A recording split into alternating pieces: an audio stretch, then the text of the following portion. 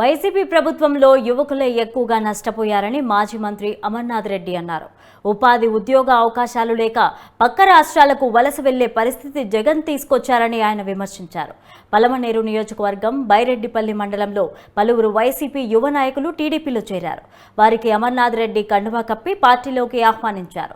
రానున్నది TDP Janasena ప్రభుత్వమేనని, యువకులకు ఉపాధి దొరుకుతుందని ఆయన అన్నారు.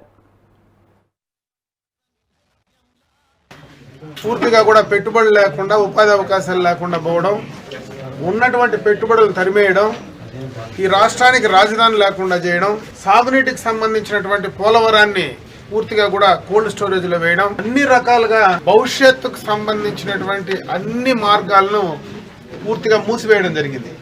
ఈ రాష్ట్రాన్ని పూర్తిగా అప్పుల కుంపటిలాగా తయారు చేయడం జరిగింది. అందుకే ప్రత్యేకంగా యువతకు నేను కోరుకునేది, మీరు తప్పనిసరిగా ఈ ఎన్నికల్లో అటు తెలుగుదేశం, జనసేన సంబంధించినటువంటి ఉమ్మడి కార్యాచరణ ఏదైతే ఈ రోజు తీసుకున్నారో, అటు పవన్ కళ్యాణ్ గారు కానీ, చంద్రబాబు నాయుడు గారు కానీ, ఇద్దరూ కూడా ఈ రాష్ట్ర భవిష్యత్తు దృష్ట్యా కలవడం, ఈ రాష్ట్రాన్ని ముందుకు తీసుకెళ్లడానికి, మీ భవిష్యత్తుకు, ప్రత్యేకంగా యువకుల యొక్క భవిష్యత్తుకు మేమున్నాం.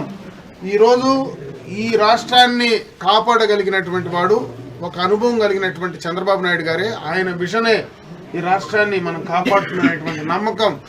ఏ అవసరం వచ్చినా తప్పనిసరిగా నా వంతు నేను మీ అందరికీ కూడా అందుబాటులో ఉంటా.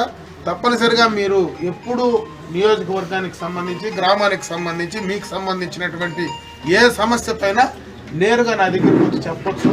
నేను దానికి పూర్తిగా కూడా న్యాయం చేస్తానని చెప్పి మీ అందరికీ కూడా హామీ ఇస్తూ